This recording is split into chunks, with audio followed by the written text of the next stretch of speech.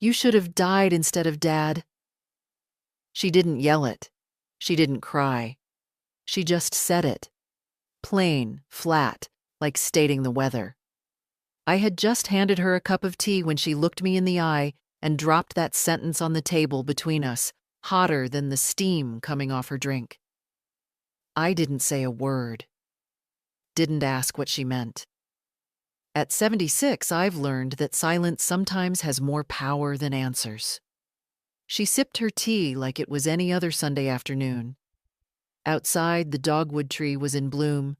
The petals were beginning to fall, soft and white against the brick path, like confetti after a parade. I used to think spring was about beginnings, hope. That day, it felt like an ending. A quiet, deliberate one. My daughter, Joanna, is 52. Sharp tongue, sharper eyes. Her father adored her, though I don't think she ever knew how to accept love unless it came with a check attached. After Harold died 5 months ago, she visited more often. Not to grieve, to help. That help looked a lot like poking around my drawers, asking how much the house was worth, suggesting I downsize. I stayed polite. Bit my tongue when she said things like, "Mom, this house is too big for you. You don't even use half of it." Maybe I don't. But I walk through every room. I touch the walls Harold painted with his own hands. I sit by the fireplace he built. I talk to his photo in the hallway. Does that count as use? I should have known something was coming. 2 days before her cruel remark, I found her in the study, a room she never cared for, rifling through the filing cabinet. She said she was just organizing things. She smiled when she said it. Joanna has a smile that hides bullets. That afternoon, I sat on the porch for a long time after she left. The house creaked behind me. Old wood, old bones. I'd lived in this house for 46 years, built it with Harold, paid off every inch of it with laundromat wages and his teacher's pension. It wasn't just a house, it was a body I grew into.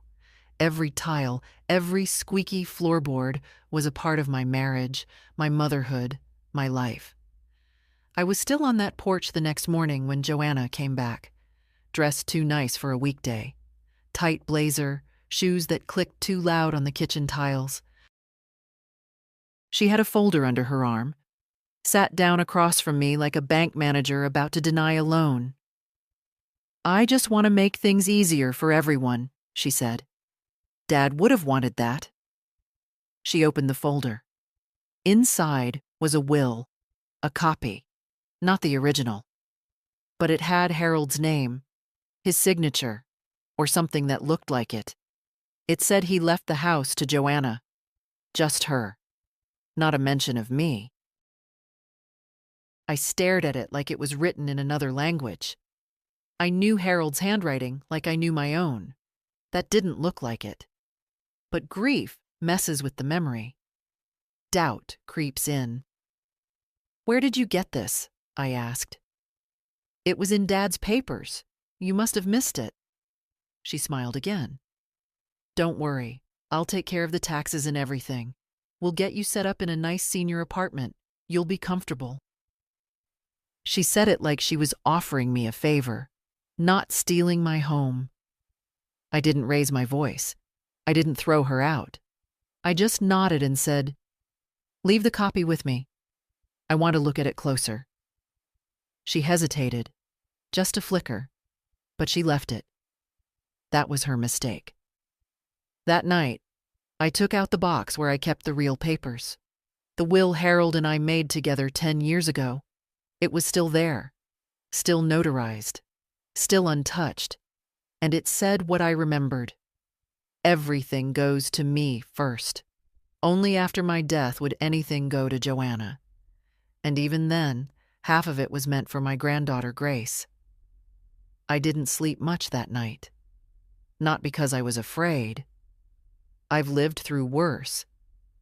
But because something shifted in me. Something I didn't know I still had.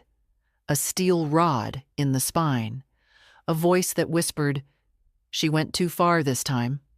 By morning, I had a plan. I called Martin Ellery, Harold's old friend, a retired notary who still does a bit of work from his garage. I asked if he could come by, told him I needed him to look at something. He showed up that afternoon. Gray hair, round glasses, still smelled faintly of cigars. "She brought me this," I said, handing him the copy Joanna gave me. He read it in silence, then raised an eyebrow. "You said Harold signed this 2 years ago?" "That's what she claims." Martin took out a magnifying glass, examined the signature. Then he opened a folder from his bag. He'd kept a copy of the original will as the official notary. He held them side by side and let out a low whistle. "Someone's been forging dead men's handwriting," he said softly. I didn't blink, didn't gasp. Just poured him a cup of tea. "Good," I said. "Then let's begin." Martin stayed for another hour that day. Most of the time, we didn't speak. He compared the signatures over and over, holding them up to the light, laying them side by side, frowning deeply. He wasn't just being thorough. He was offended. Harold had been his friend. And forgery was more than a crime to Martin. It was a personal insult. "She didn't even try to get the witness signatures right," he muttered. "These names? They're nonsense. No license numbers, no stamp. And the date on this one. Harold was in the hospital that week, remember? He couldn't hold a pen, let alone sign legal documents." I remembered. All too well. That was the week I slept on a chair beside his bed, listening to every ragged breath, not knowing it would be his last few days. Joanna had shown up once, stayed 20 minutes, complained about parking. "She thought I wouldn't check," I said quietly. "She thought I'd just accept it. Let her take everything." Martin looked at me over his glasses. "What are you going to do?" I folded my hands in my lap. They didn't shake. "I'm going to stop her.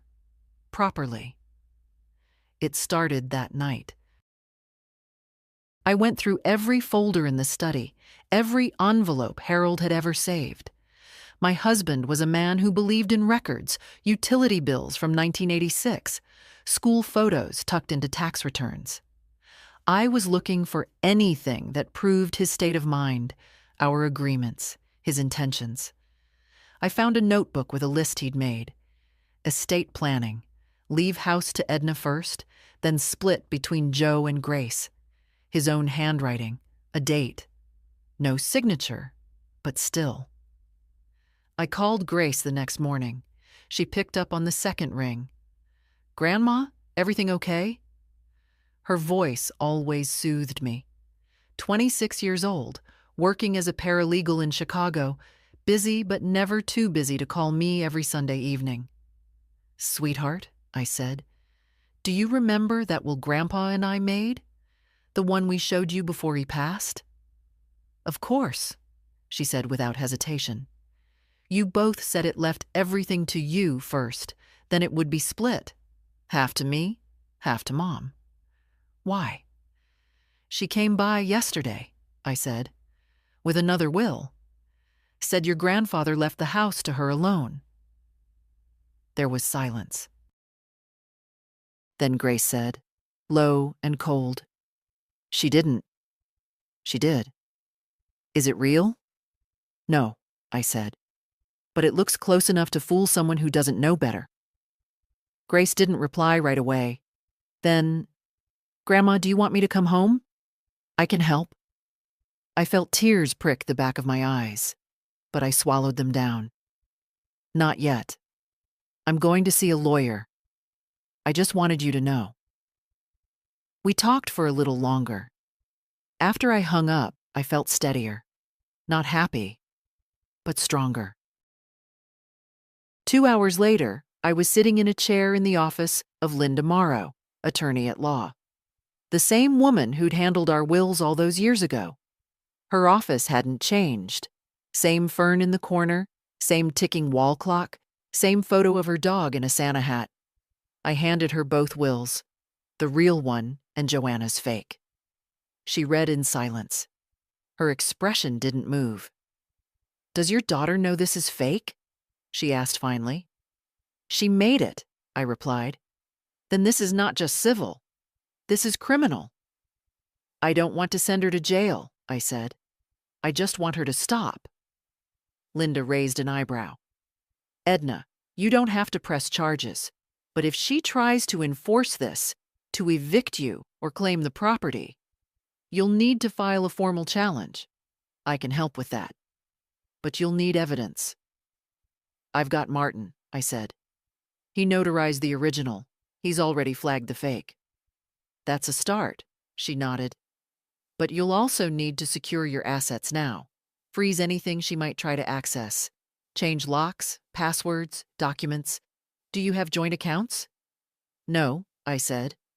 "Only the deed has her name as a potential inheritor. Not an owner." "Then we're in good shape," Linda said. "Let's start with a cease and desist." 3 hours later, Joanna received a legal letter delivered by courier. I made sure she signed for it herself. She called me 6 minutes after that. "You're serious," she said. "Yes." "You're going to drag your own daughter into court over a misunderstanding?" I paused. "It wasn't a misunderstanding, Joanna. You forged a will." There was a pause. "You're losing it, Mom," she said, her voice tightening. "You're old. You're confused. You don't remember things right. Dad talked to me before he died. He wanted to make sure I was okay." "I'm sure he did," I said. "But that doesn't mean he signed away the house. Not without telling me. Not while he was too sick to write." She hung up without another word. That evening, I walked through my house slowly, touched the door frames, the photos, the spot on the wall where Harold had written Grace's height each year in pencil, and I thought, "You'll have to pry this house from my cold hands." But I wasn't planning on dying anytime soon. The next morning, I changed the locks. Not because I thought Joanna would break in, not yet anyway, but because I wanted to send a message. This house is not yours. You can't just stroll in and take what doesn't belong to you. I paid a local locksmith in cash. A young man, polite, with a careful way about him. He didn't ask questions, just worked quietly and gave me 3 fresh keys when he was done. "You want me to install a new deadbolt too?" he asked. "Extra security?" "Yes," I said. "Install it." He nodded. "This is a good one. Grade 1, very hard to pick." I stood by the doorway and watched him drill into the old frame Harold had built. And for the first time in days, I felt protected. Not entirely safe. But at least like I was doing something. Joanna didn't call again that day, but I saw her car drive past the house around 2 p.m. Slow, deliberate, like she wanted me to see her. I didn't go outside, just watched from behind the curtain. She didn't stop, just turned the corner and disappeared. That night, Grace called again. Her voice was calm but firm. "Grandma, I've been thinking. You said you don't want to press charges, but what if she escalates? What if she tries to take this to court herself?" "I'm ready if she does," I said. "Linda's on standby. Martin's writing a sworn statement."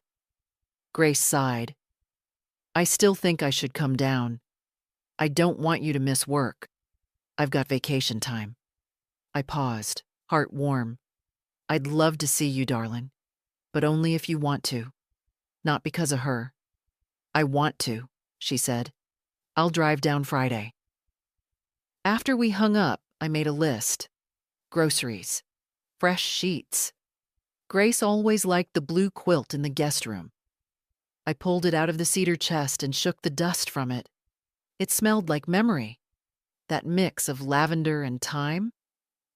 The next day, I visited the county clerk's office.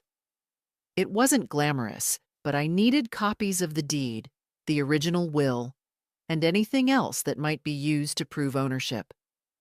The clerk, a woman in her 50s with tired eyes and a patient smile, helped me print out everything. "Getting ahead of trouble?" she asked gently. I gave a small smile, trying to stay on my feet. As I stepped outside, I spotted Joanna across the street. Standing by her car, sunglasses on, arms crossed.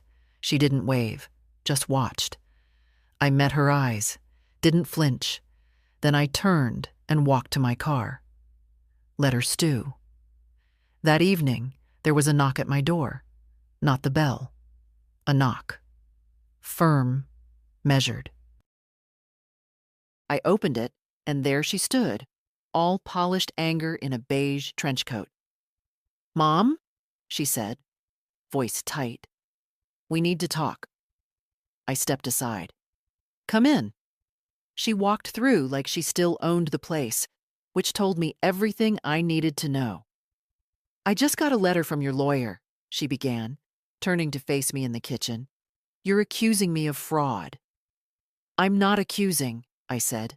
"I'm protecting myself." She rolled her eyes. "This is ridiculous. That will is real." "No, it isn't. You think you know better than Dad? You think he wouldn't have wanted me to have something after everything I've done for him?" I stared at her. "What exactly did you do, Joanna?" "I was there," she snapped. "I visited. I made calls. You came once during his last week, 20 minutes. You complained about the hospital food and left before his nurse even checked in." Her face flushed. "You don't remember it right. Your memory's slipping." There it was. The card she'd been waiting to play. The one they always keep in their back pocket when dealing with someone my age. I smiled. "Is that why you thought you'd get away with a forgery?" "Because you assumed I wouldn't remember dates, signatures, who was in the room and who wasn't." She shifted on her heels.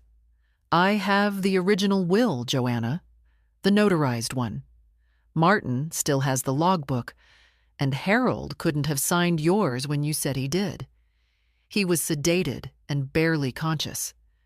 The hospital records will prove that." She said nothing, just stared at the floor. "I don't want to destroy you," I said softly, "but I will not let you destroy me." Finally, she looked up, her face hard again. "You're choosing this house over your own daughter?" I blinked. "I'm choosing truth over theft, dignity over deceit." She turned on her heel, stormed to the door, and before slamming it behind her, spat out, "Fine, keep your old haunted house, but don't expect me to come crawling when it collapses around you." After she left, I sat down slowly in Harold's old armchair. The room was quiet, thick with the smell of lemon polish and evening dust. The photo of him on the mantel watched me, a younger man in a plaid shirt, holding a hammer, grinning at something just out of frame. "She tried," I whispered. "But I'm still standing." Outside, the wind picked up. The branches of the dogwood tapped gently on the window, like knuckles on glass. And I knew the real storm hadn't started yet. But I was ready. Joanna didn't show her face the next day, but the silence was heavier than any argument. It hung in the corners of the house, settled behind the doors like dust I couldn't sweep away. I baked a lemon cake that morning. Not because I had an appetite, but because the scent reminded me of easier times. Harold used to say it smelled like Sundays and forgiveness. Funny how nothing about today felt forgiving. At noon, my lawyer called. Linda had that tone, careful, precise, like she was walking me through a minefield. "Edna, I've just been contacted by a firm downtown," she said. "Your daughters hired them to contest your version of the will." I sat down at the kitchen table, hands folded. "Contest how?" "She's claiming the updated will, her version, supersedes the one on file. She's filed a petition for probate with the county." So it was official now. A war. Not just a nasty family spat, whispered about over fences and casseroles. No, Joanna was dragging me into court, in full view of anyone who cared to watch. "She's also claiming undue influence," Linda added after a pause. I blinked. "What does that mean?" "That your husband wasn't of sound mind when he signed the earlier will. That perhaps you coerced him." It hit me like a slap. Not just a lie, an insult to both me and Harold. "That's a dirty thing to accuse," I said quietly. "It's common," she said, "especially when they know they have no real claim. But don't worry. We'll handle it. I'll request Harold's medical records from the time of the will signing. If he was of sound mind, and if we can prove it, her claim crumbles." After the call, I just sat there. The lemon cake sat untouched on the counter. I thought about the last weeks of Harold's life, the crossword puzzles we did together in the hospital, the books I read aloud to him. He was tired, fading. But he was still Harold. Still sharp enough to remember the exact amount he tipped the garbage man that Christmas. He wasn't confused. He wasn't weak. He knew exactly what he wanted. And he wanted to leave the house to me. That afternoon, I called the hospital, asked for medical records. The receptionist was polite, efficient. She said she'd email the forms for authorization. It would take a few days. Everything takes a few days when you're trying to stop a train from hitting you. Around 3 p.m., Grace arrived. I saw her through the front window before she knocked. Same long stride, same determined look on her face.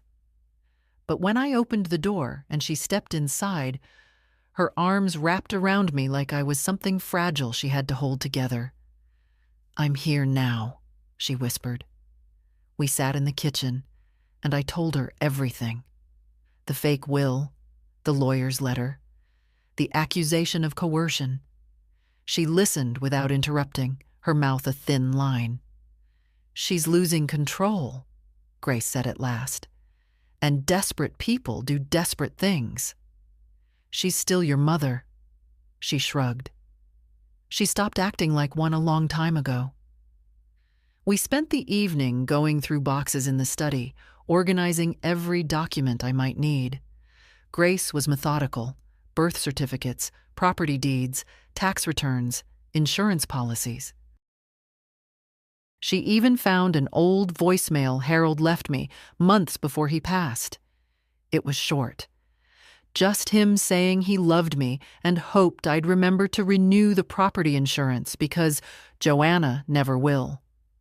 We laughed, not a loud laugh, but the kind that loosens something in your chest. As the sun set, Grace turned to me and said, "She thought you'd fold. She thought she could scare you out of your own life."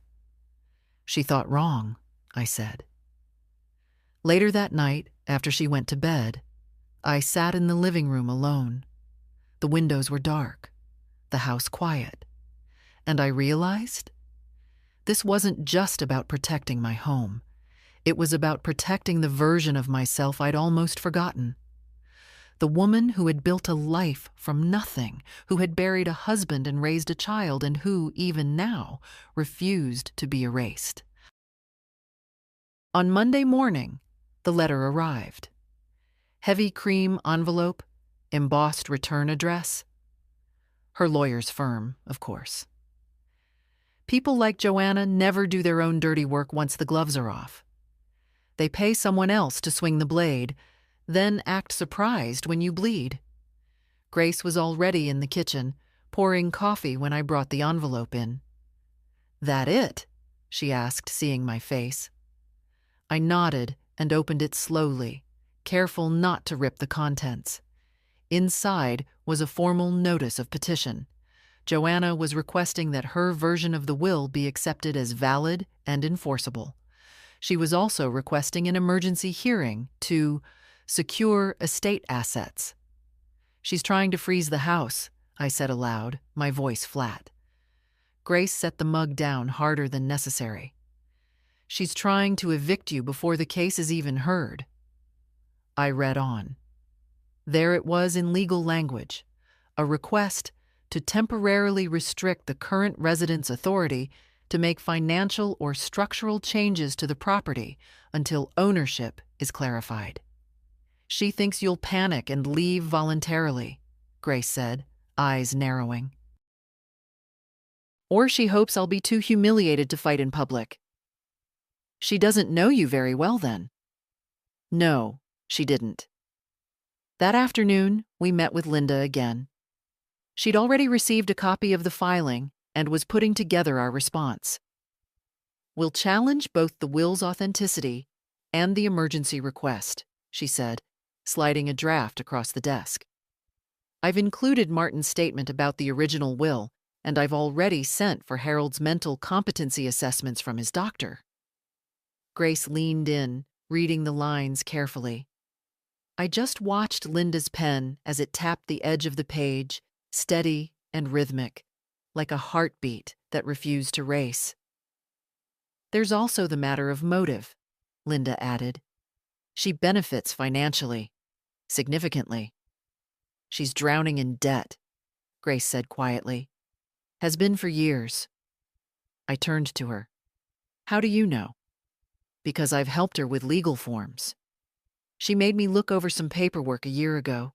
Credit cards, loan deferrals. She doesn't know how to say no to anything shiny. That part hurt more than I let on. All this time I thought she was just selfish, but maybe it was worse. She was sinking. And instead of asking for help, she'd rather steal from her own mother. Still, I didn't let the sympathy cloud the facts. Then she should have come to me honestly, I said. But she didn't. She lied. And now she's going to stand in a courtroom and try to rewrite the life I built. Linda looked at me across the desk. Are you ready for that? I was born ready, I replied, without a smile. By Wednesday, the judge had reviewed the emergency petition and denied it. No grounds for immediate harm, the clerk read from the decision when we called. The respondent maintains lawful residence and demonstrates documented ownership. It wasn't a win, not yet. But it was a solid block in the foundation. I would stay in my home until the case was heard. That gave us time. Joanna didn't call, she didn't text. But her silence felt like a taut wire, pulled tighter every hour. Something was coming. I could feel it in the way the house creaked at night, in the way even the dogwood tree outside seemed to be bracing for wind. That Friday, Grace and I took a walk through the neighborhood. The air had the smell of cut grass and distant rain. As we passed Mrs. Ellison's porch, she called out to me. Edna, dear, is everything all right? I paused. Why wouldn't it be? Oh, I just saw Joanna last week. She said you were thinking of moving into assisted living soon. I blinked. Grace stiffened beside me. She said what? Said she was handling the paperwork. Sounded very proud. Said it was best for everyone. I smiled. The kind of smile that hides your teeth. Well, Mrs. Ellison, I assure you, I'm not going anywhere. Back home, Grace exhaled hard once we closed the door. She's planting seeds. She's trying to make it look like it was all my idea, that I'm slipping.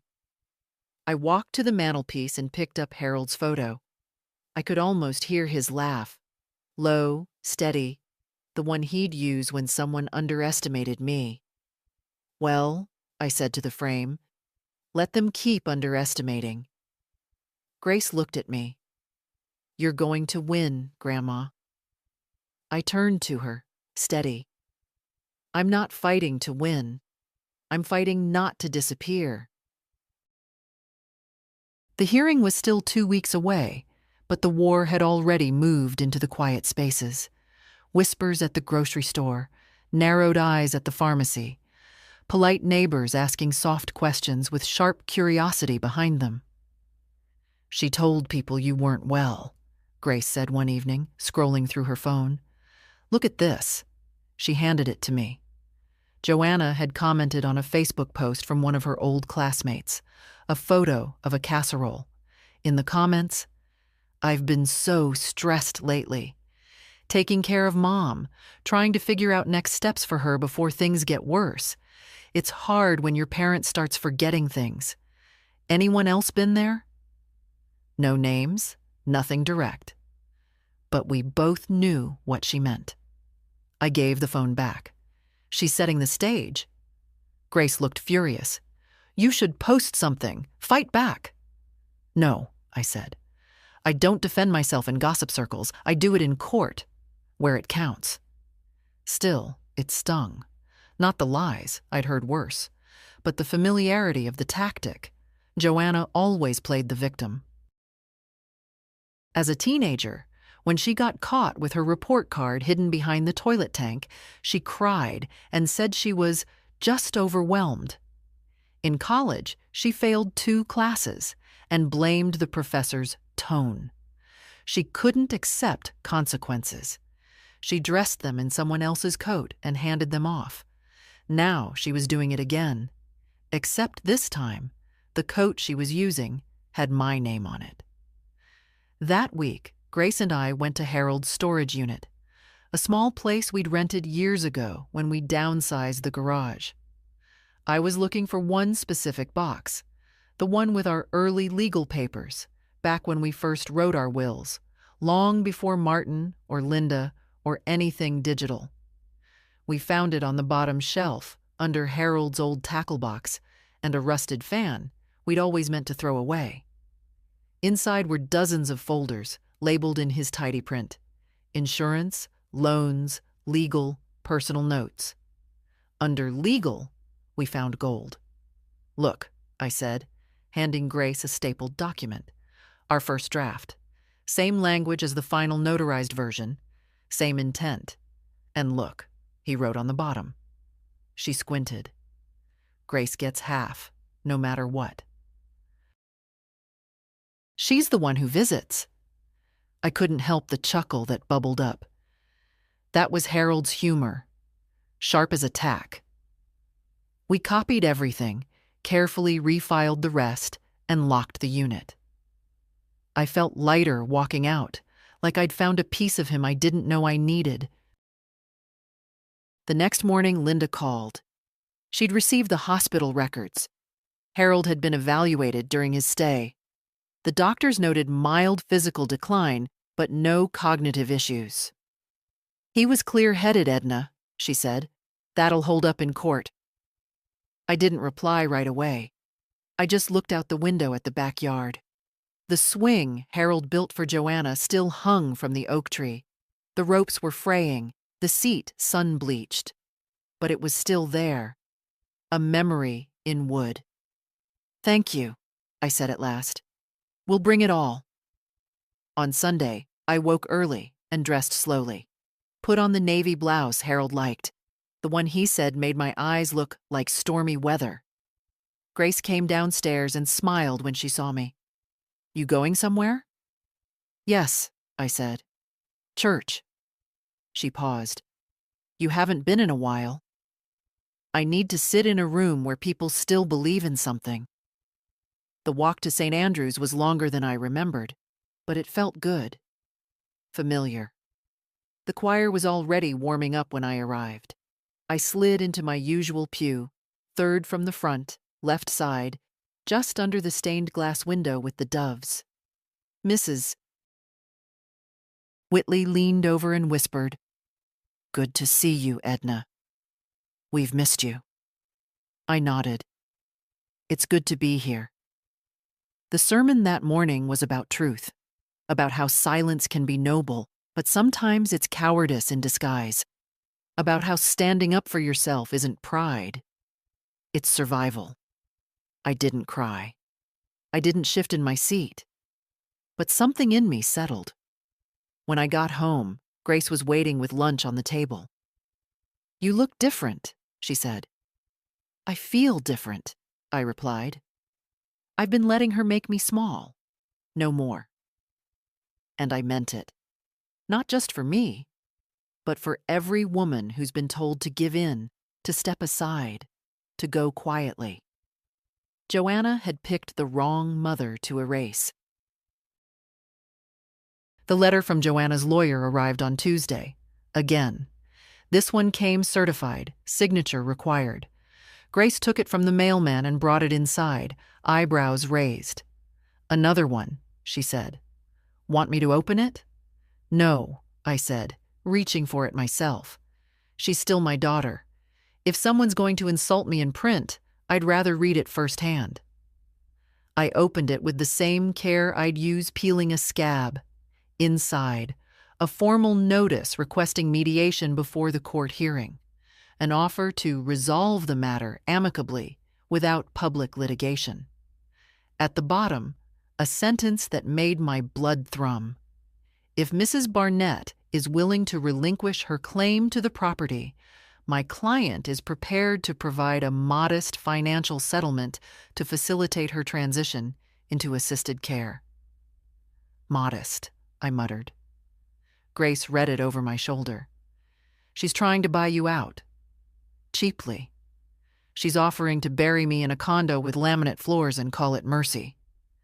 That night, I sat at the kitchen table and stared at that letter for a long time. Then I picked up a pen and wrote 3 words on a sticky note. Not. For. Sale. I stuck it on the fridge, where Joanna's magnet, the one shaped like a cruise ship she gave me years ago and forgot about, still held up a grocery list. At 9:47 p.m., Joanna called. I didn't want to pick up, but I did. "You got the letter?" she asked, skipping pleasantries. I did. "I'm trying to make this easy, Mom. You say you don't want a court fight, I'm giving you a way out. By offering me money for a house that's legally mine, a house your father and I built from scratch?" "You can't live there forever," she snapped. "It's too big for you. You're almost 80. What happens when you fall, when you get sick? That's my concern, not yours." "It is my concern," she said, voice rising, "because you're not thinking clearly. You're letting Grace manipulate you." That did it. "I'm letting Grace protect me," I said, sharp now, "because she's the only one in this family who still remembers what loyalty looks like." There was silence on the other end. Then, cold and low. "You always favored her." I laughed. "Joanna, you weren't competing with her. She was just watching. Watching how you treated me. She doesn't know what I've done for this family. And I know exactly what you've done to it." She hung up. Not angrily, not even loudly. Just quiet. Like she'd run out of tools. The next morning, Linda called. "They've agreed to mediation. The judge thinks it's worth a session before we head to trial." "Fine," I said. "I'll show up." Grace looked worried when I told her. "What if it's a trap? What if they spin it?" "Let them try," I said. I'm not afraid of her voice anymore. Mediation was held in a plain conference room on the 2nd floor of the courthouse. Gray carpet, plastic chairs, fake fern in the corner. The kind of place where you're meant to feel small. But I didn't feel small. I wore Harold's watch. Grace sat beside me, her hands calm on her lap. Joanna walked in with her lawyer, tall man, expensive tie, eyes that didn't meet mine. She wore red. She always did when she wanted to win. The mediator was a woman named Carla. Neutral tone, clipboard, polite smile. We each made our statements. Joanna's lawyer droned on about misunderstandings, evolving family needs, opportunities for harmonious transition. When it was my turn, I said nothing for a moment. Then I looked straight at Joanna. "You don't get to rewrite history just because you're ashamed of the truth," I said. "Your father left me this house, not because he was confused, because he trusted me, because he knew I would protect it, and his memory. What you're doing is not grief. It's greed, and I will not let it define our family name." Even the mediator blinked. Joanna said nothing. Her lawyer tried to recover, but it was too late. The session ended with no agreement. Carla scribbled a note. "Proceed to hearing." As we stood to leave, I looked once more at my daughter. She looked tired, not from age, not from stress, from failure. She thought I'd fold. She never thought I'd fight. And she certainly never thought I'd win the room with nothing more than the truth. The courthouse was quiet the morning of the hearing. Almost too quiet.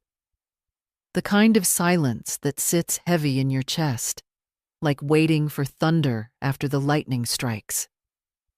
Grace and I sat on the wooden bench outside the courtroom, sipping weak coffee from paper cups, watching the clock edge closer to 9 a.m.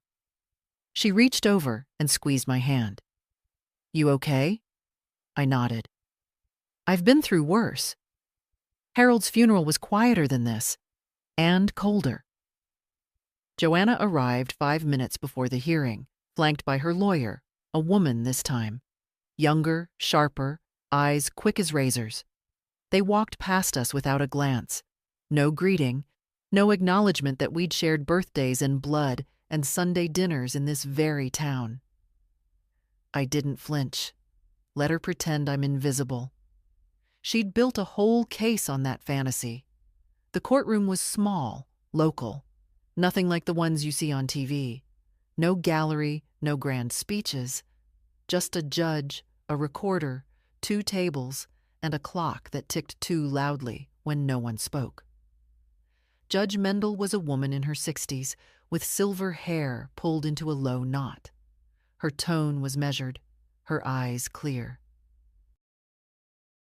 I liked her immediately. She reminded me of women who don't apologize for taking up space. The case began with formalities, introductions, exhibits, timelines.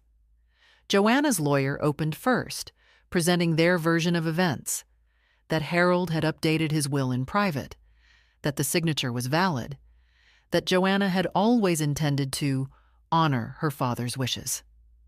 Linda stood next. She was calm, collected. She presented the notarized will, the original one, backed by a certified copy and Martin's sworn statement. She highlighted the inconsistencies in Joanna's version, the questionable date, the lack of registered witnesses, the absence of Harold's initials on certain amended paragraphs. Then came the medical records. We submitted copies showing Harold's cognitive stability at the time of the signed will, doctor's notes, nurse statements, medication logs. All consistent, all clean. Joanna shifted in her chair. Then came the voicemail. We hadn't planned to play it. It felt too personal. But Linda leaned over just before our final statement and whispered, "Let them hear him." So we did. It played through a small speaker on the desk. Harold's voice, worn but clear. "Edna, love, don't forget to renew the insurance. I know Joanna won't remember. She's too busy pretending she knows better than both of us. House is yours, always has been. Take care of it and yourself." That was it. 22 seconds, but it landed like a hammer on marble. The judge didn't react, not outwardly, just looked down at her notes. Then came closing statements. Joanna's lawyer emphasized family miscommunication, unfortunate emotional tensions, and no intent to defraud. Linda stood, smoothed her blouse, and said one sentence. "There is no miscommunication in a forged will." Silence followed. Heavy. Honest. The judge called a recess to review the files. Outside in the hallway, Joanna finally looked at me, not with anger this time, but with something else. Panic? Regret? I couldn't tell. She opened her mouth to speak, then closed it. Grace turned toward me. She doesn't know what to say anymore. She never did, I said. 30 minutes later, we were called back in. Judge Mendel returned to her seat and looked at both sides. "I've reviewed the documents," she said, "and the evidence overwhelmingly supports the original notarized will filed in 2011. Joanna's lawyer opened her mouth, but the judge held up a hand. "The will presented by the petitioner contains multiple inconsistencies, including a questionable date of signature, absent witness validation, and handwriting inconsistencies. Additionally, the voicemail and medical records provide context that further weakens the petitioner's claim." She turned to me. "Mrs. Barnett, the court recognizes your rightful ownership of the property. Case dismissed." And just like that, it was over. Joanna didn't speak. She stood slowly, gathered her things, and walked out of the courtroom with her lawyer trailing behind. No apology, no tears, just absence. Grace and I remained seated for a long time. We didn't celebrate. We didn't laugh. We just breathed. "I'm proud of you," she said finally. I nodded. "I'm proud of me too." Because I hadn't just protected a house. I had protected my name, my truth, my worth, and not one brick of it had been built on silence. The news spread through town by nightfall. I didn't tell anyone, hadn't planned to.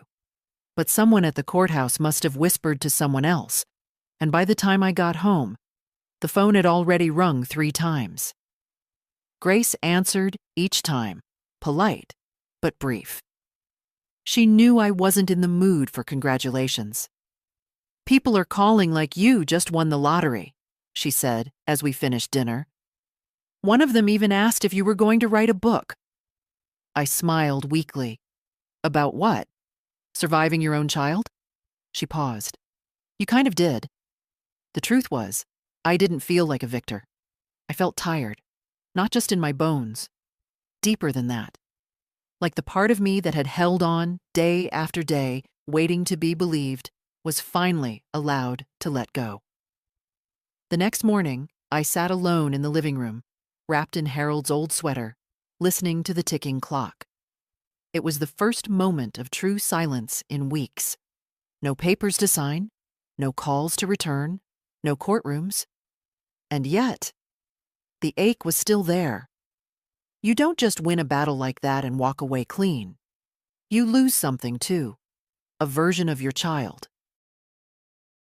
A version of yourself, maybe. The one who kept hoping things would get better, who made excuses for years of absence and sharp words. That woman was gone now. At noon, Grace walked in holding an envelope. "This came for you," she said. "No return address." I opened it slowly. Inside was a folded sheet of paper and a check. The letter was short. Joanna's handwriting, rushed and messy. "You made your point. I won't fight you anymore. Here's for the lawyer fees. Don't contact me. J." The check was for $12,000. Grace looked over my shoulder. "That's not an apology." "No," I said, folding the paper. "It's a receipt for silence." I didn't cash it. I tucked it into a drawer I rarely open. The one with the baby shoes, Harold's watch, and the first Mother's Day card Joanna ever gave me. I wasn't ready to throw it away. Not yet. That evening, I sat on the porch as the sun dipped below the dogwood branches. The blossoms were thinning now, late spring moving into summer. Grace brought out 2 mugs of tea and sat beside me. "Do you think she meant it?" she asked. That she won't fight? Maybe. That she'll disappear forever? I didn't answer right away. Joanna doesn't know how to lose quietly, I said. She'll disappear until she finds a way to come back looking like the victim. Will you let her? I sipped my tea. I don't know, I said honestly. Not unless she comes back different. Not unless she learns how to tell the truth. We sat in silence for a while. Birds chirped. A breeze lifted the hem of the tablecloth beside us. Then Grace reached into her pocket and handed me something. It was a key. What's this? My new apartment, she said, smiling. I signed the lease this morning. It's just across town. Nothing fancy, but I want you to have a key. I stared at it. Small, silver, warm from her hand. Why? In case you ever need to get away, she said. Or in case I forget how to be decent, and you need to remind me. I laughed. Really laughed. It felt like something cracking open. You're not going to forget, I said. Still, she shrugged. Just in case. Later that night, I stood at the window and looked out across the backyard. The swing was still there, still empty, still waiting. Maybe it always would be. But for the first time in years, I didn't feel like I was waiting for someone to come back and fix what they'd broken. Because I wasn't broken anymore. Just awake. Just steady. And maybe that was enough. The week after the court ruling passed in a hush. No threats, no letters, no lawyers. Just the quiet return of routine. The mail arriving on time, the kettle whistling each morning, the creak of the hallway floor as I made my way to the kitchen. One careful step at a time. People at church started coming up after service, their voices soft with cautious curiosity. I heard about what happened, Edna. I'm so sorry. She's your daughter.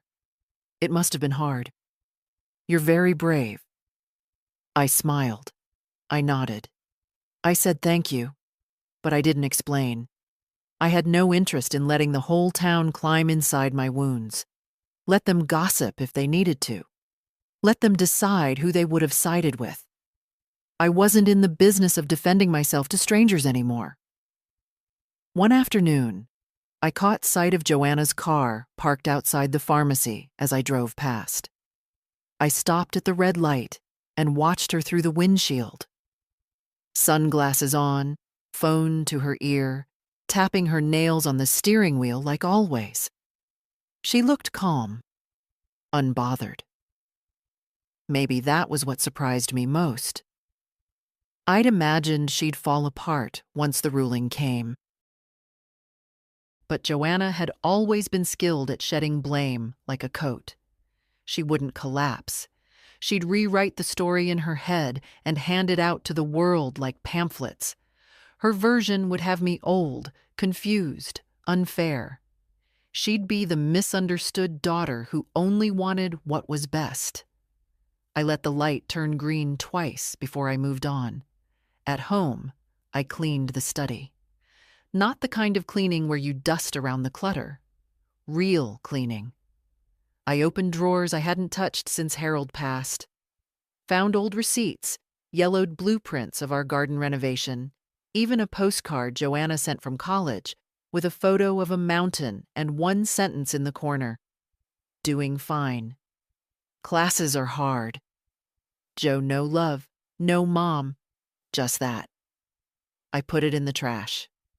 There are things you can hold on to so long they start to rot inside you. Later that night, Grace came by. She brought groceries and a small plant, a violet, just beginning to bloom. It reminded me of your windowsill when I was little, she said. Remember the row of pots you kept there? I smiled. I killed more flowers than I raised, but I tried. You raised me, she said, carefully. You got that one right. We sat on the porch again. The air was warmer now, thick with the scent of new grass and the faint smoke of distant grills. Children's laughter echoed from a few yards over. Life moving on, unbothered. "Do you ever think she'll reach out?" Grace asked. "I think she'll reach," I said. "But not out. Only inward, to her own narrative." "And if she ever comes to the door again?" I didn't answer right away. "I suppose it depends," I said at last, "on what's in her hands. If she comes with another lie folded in a lawyer's envelope, she stays on the porch. If she comes with truth, maybe I'll put the kettle on." Grace nodded, but I saw the sadness behind her eyes. Not just for me, for the loss of the idea of family, for the gap that can never fully be repaired. Before she left, she turned to me on the steps. "You know, Grandma, I think she underestimated what survival looks like." "How so?" "She thought you'd break quietly, but you didn't. You just straightened your back and held your ground." I didn't say anything, just smiled. Because I knew that kind of strength doesn't make noise. It doesn't need to. It holds, it waits, it endures. And now, finally, it rests. There's a particular quiet that settles in after a long fight. Not peace, exactly, but a stillness, like a room after company leaves. The furniture hasn't moved, but somehow the space feels changed. Heavier, maybe, or just more honest. That's what the house felt like in the weeks that followed. Not empty, just honest. I began noticing things I'd stopped seeing during the chaos. The way the afternoon light caught on the crack in the kitchen tile. The slight slope in the hallway floor, right where Harold once tripped carrying our anniversary cake. The sound of birds nesting in the gutter again. Same spot every spring. It was like the house had been holding its breath, waiting for me to come back to it. Grace still visited often. Sometimes she brought groceries. Sometimes she just sat with me while we said nothing at all. One morning, she showed up with a photo album she'd made. Printed pictures from her phone, glued by hand into a spiral notebook. "This one," she said, pointing to a snapshot of us drinking tea on the porch. "This is what I want to remember." I traced the photo with my fingers. "Not the court, then?" She smiled. "That was the fire, but this is the home." A few days later, Martin came by.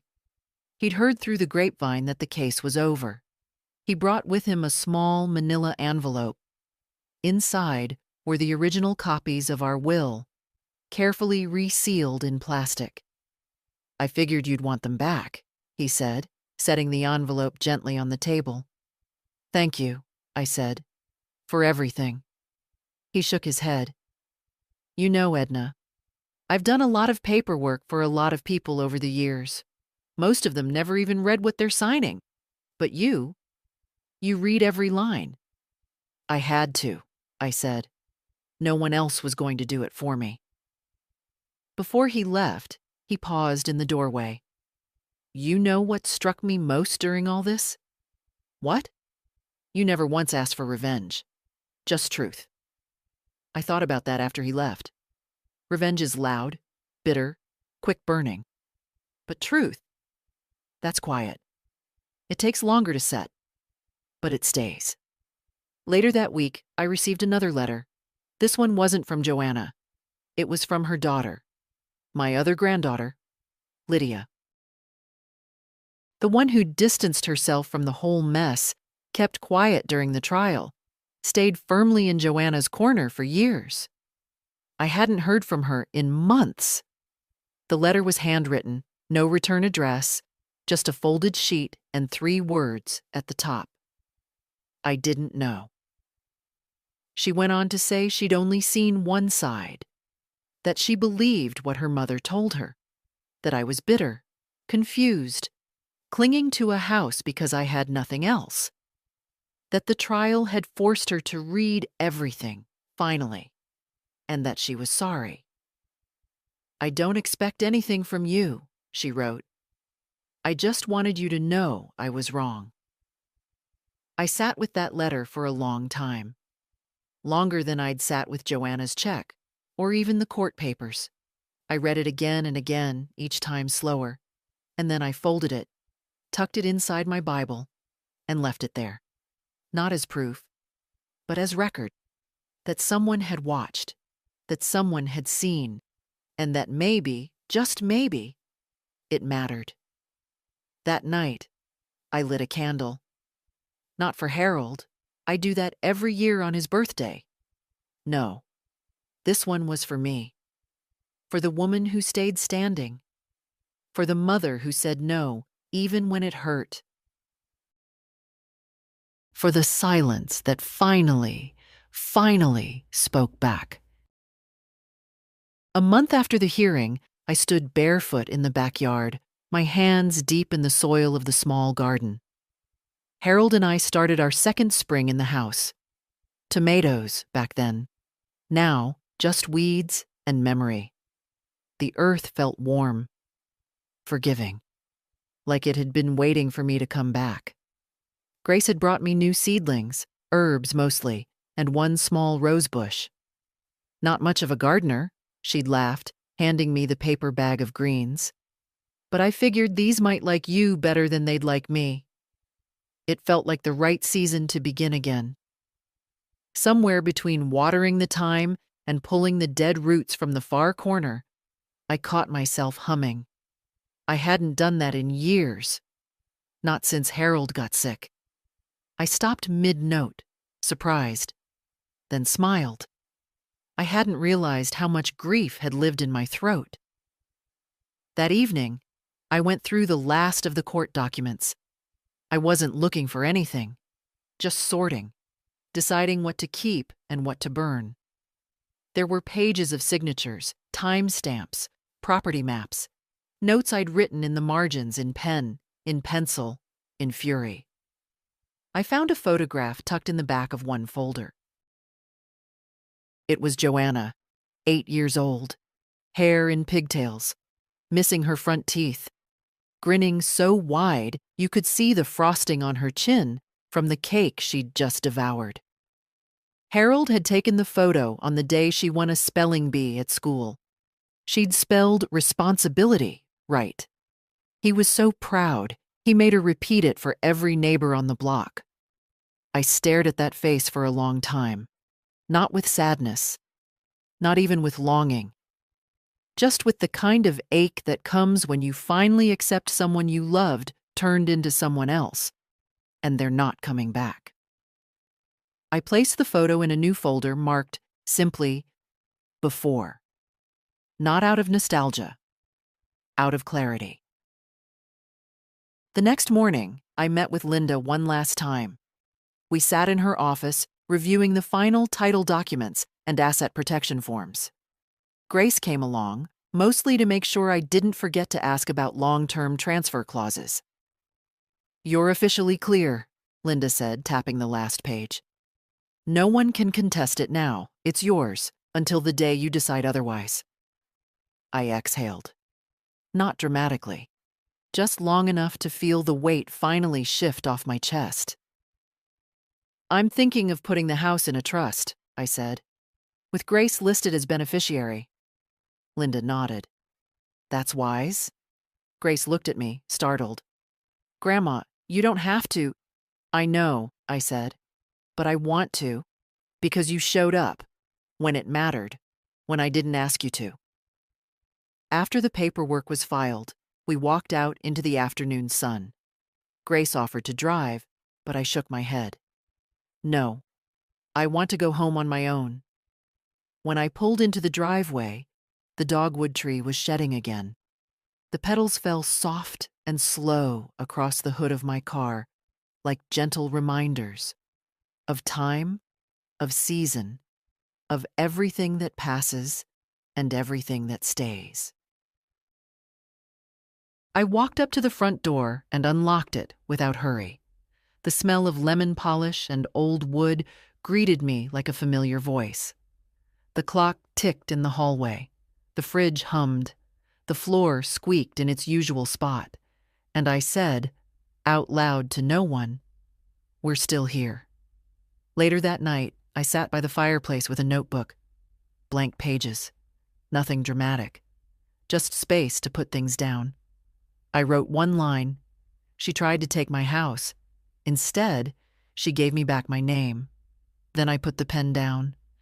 Not because I was done, but because for the first time in a long while, I didn't need to explain myself to anyone. Not even the page. And that, I realized, was the truest kind of freedom I'd ever known. The mornings began to feel lighter. Not in temperature. August in this town always came heavy with heat and the drone of cicadas. But in the way I moved through them. I woke before the alarm now, not out of habit or anxiety, but something gentler. I poured coffee for myself, took time buttering my toast, watered the herbs on the windowsill. It was a quiet, private sort of victory.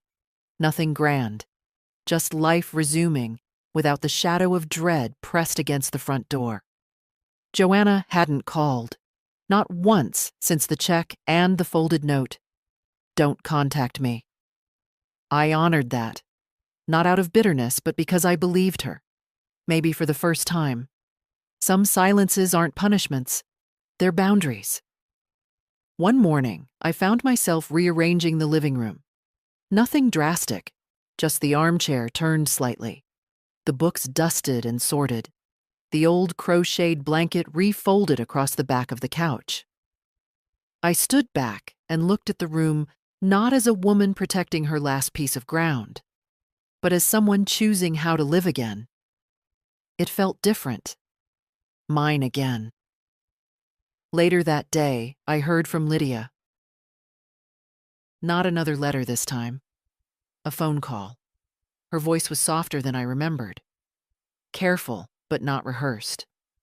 "Hi, Grandma. I wasn't sure if you'd answer." "I almost didn't," I said, and let that hang a second. "But I'm glad I did." We didn't talk about Joanna, not directly.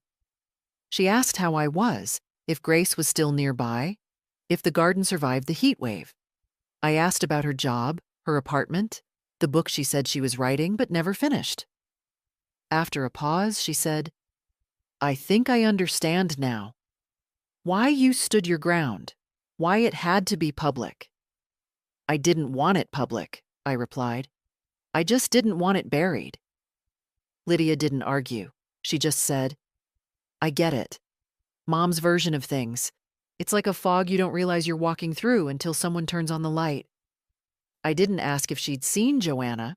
That was her business. What mattered was this. Someone had come back to the table with their eyes open. After we hung up, I made tea and sat by the window. The swing in the backyard swayed gently, though the wind was barely there. It creaked, but it didn't fall. Just like me. That evening, Grace brought over a box of Harold's old photos. She'd found them tucked away in the attic, ones I hadn't seen in years. There we were, young, sunburned at the lake, holding melting ice cream cones. Harold in his workshop, squinting at the camera like it had asked him a question he didn't have time for.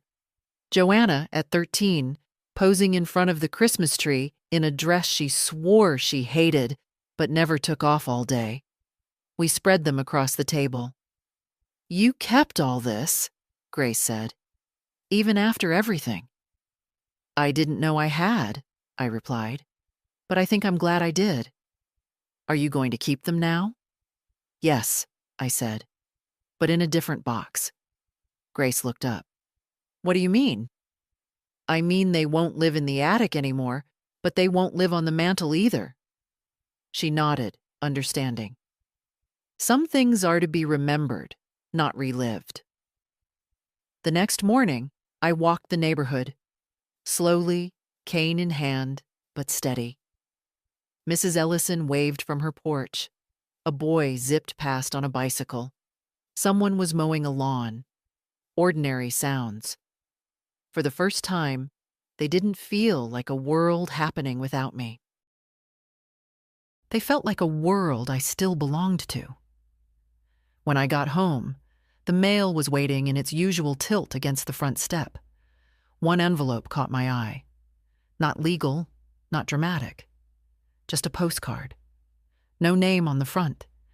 Just a painted image of a cabin by a lake. I turned it over. 2 words. Still here. No signature. Just that. Joanna? Lydia? Someone else? It didn't matter, because I was still here too. Not in defiance, not in grief, but in presence. That night, I sat down at the kitchen table, opened a fresh notebook, and wrote a single sentence across the top of the page. There's a quiet after the storm that isn't emptiness. It's a kind of peace you have to earn. And I had earned every second of it. Autumn came early that year. Not in temperature. The sun still pressed down heavy most afternoons. But in the way the light shifted. Softer. Slanting lower through the windows. The dogwood's leaves began to rust along the edges, and I caught myself reaching for a shawl in the evenings without thinking. It felt like the house was exhaling with me. Grace had started coming by less often, not out of distance, but rhythm. We were settling into a new kind of closeness. The kind that didn't need checking in every day. She had her life across town now. She called when she could. Brought soup. Left notes on the fridge when I was napping. Borrowed the ladder. Be careful if you go looking for it. It felt like family. Real family. Not loud or dramatic. Just steady. One Saturday, I went to the local church bazaar. I hadn't been in years. Too many side glances after Harold passed. Too many murmurs during the legal mess. But this time, I walked through the rows of handmade scarves and scented candles with my head high. People nodded. Some offered hesitant smiles. A few came up and said things like, "You did the right thing," or "Took guts, what you did." I thanked them, kindly but briefly. Their opinions didn't weigh much anymore, not like they used to. At one table, I ran into Clara Morrison, a woman I hadn't spoken to since Joanna was in high school. She used to run the PTA like a small country. "I just want to say," she began, setting down a mason jar of peach jam. "What happened with your daughter? It reminded me of my own. We stopped speaking 3 years ago, over something smaller, I think, but it still broke us." I listened. Let her finish. "She wants to reconnect now," she added. "I'm scared it's too late." I looked at her. "It's never too late for truth," I said. "But it has to come with both hands open, not one behind the back."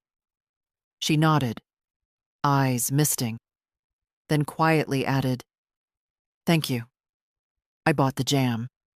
That night, I sat by the fireplace again. No flames yet, too warm still. But I'd taken to sitting there as the light faded. The silence in the room had changed. It didn't echo anymore. It held. I pulled out the notebook, the one I'd begun after the hearing. I hadn't written much, just thoughts, observations, lines that came to me in the middle of washing dishes or folding laundry.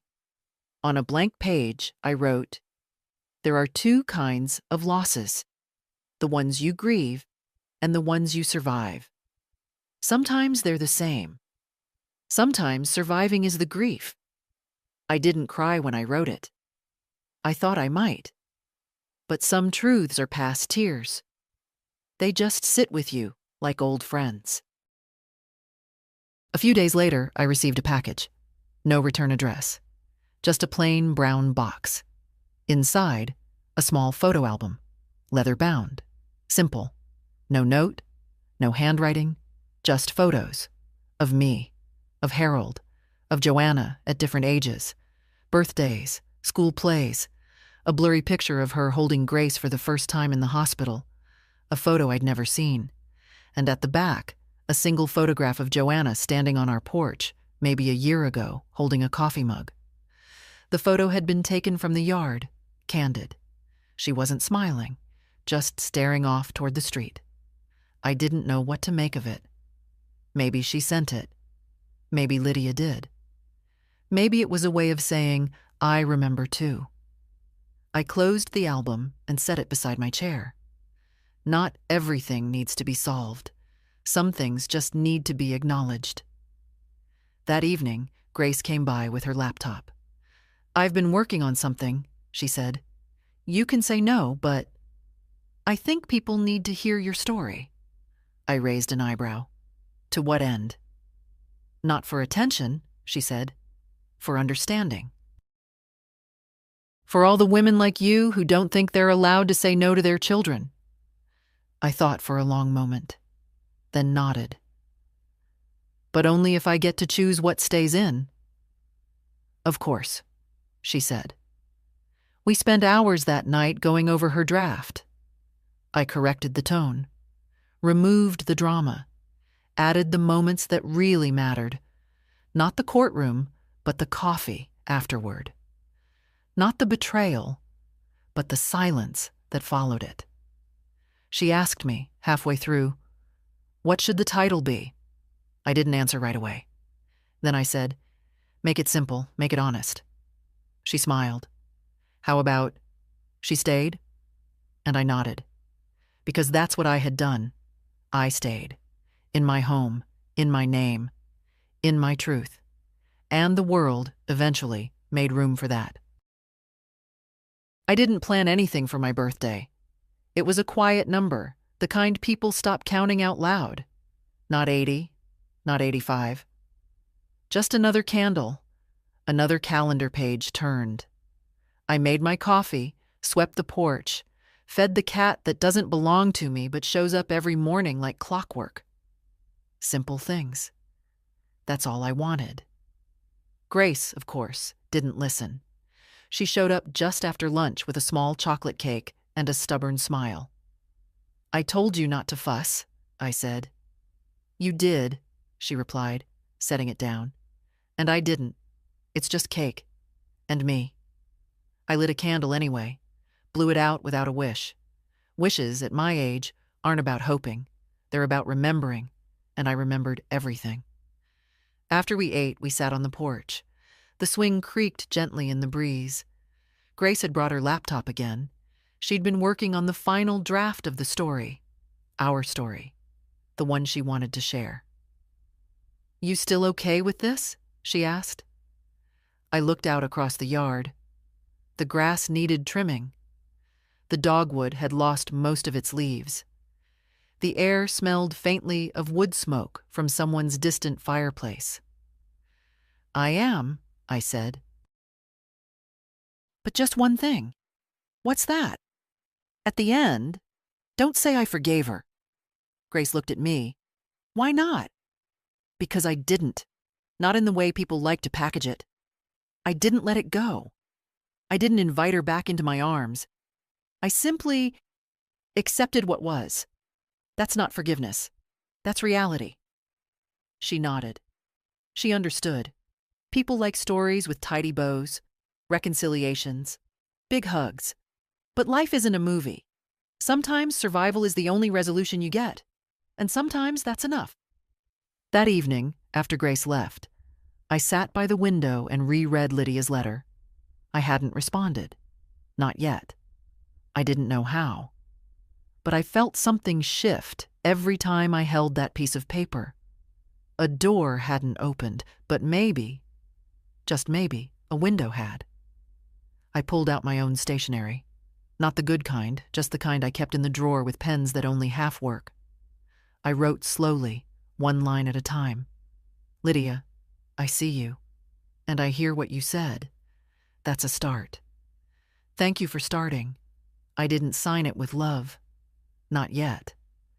But I signed it with my name, my full name, Edna Marion Barnett. let her know I was still standing. 2 days later, the story went live. Grace published it on a quiet platform.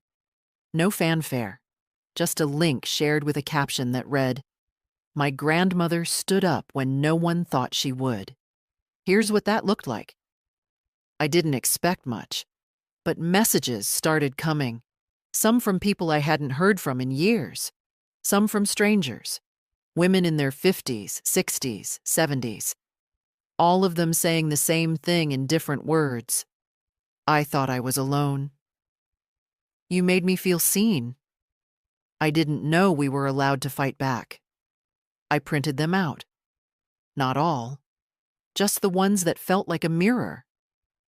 I kept them in a folder next to the legal papers, the proof that stories can protect things just as much as lawyers do. One message stayed with me most. It was handwritten, mailed in a lavender envelope. I was told, "Be the bigger person." For years, I shrank myself trying to be that.